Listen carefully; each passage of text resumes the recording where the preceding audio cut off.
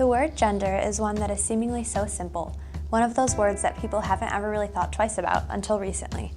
Only in the past few decades has the word gender been changed to a more social meaning rather than biological distinction between males and females. But first, let's look back at the origins of gender thousands of years ago. The meaning of gender as a noun has changed slightly over time, but its development throughout the centuries has not undergone anything too drastic. Its first documented use started in various countries from as early as the 12th century to the 15th century in the language of Anglo-Norman, Middle French, Old Occitan, Catalan, Spanish, Portuguese, and Italian. The meaning of gender was previously used for grammar in some languages to distinguish between nouns, and was also used to categorize things. It was a synonym for kind or sort. Over time, however, the widely accepted meaning and usage of gender has shifted to be more of a synonym for sex, especially as sex began to be used as a term for sexual intercourse. Recently, using gender as a synonym for sex has been seen as simply an inaccurate representation of the male and female role in society.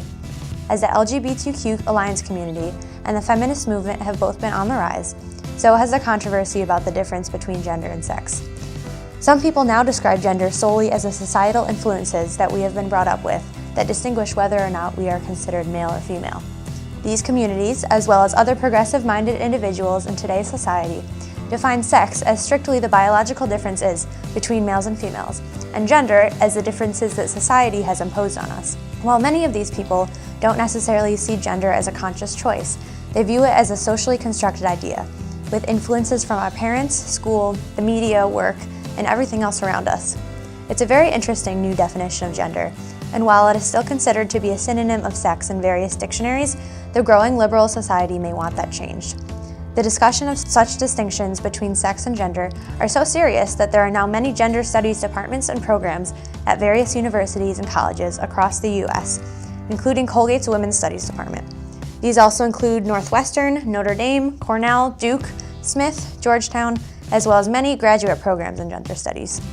All of these programs have a basis in defining the difference between gender and sex, and many of them are geared more towards the study of women and their socially constructed role in society.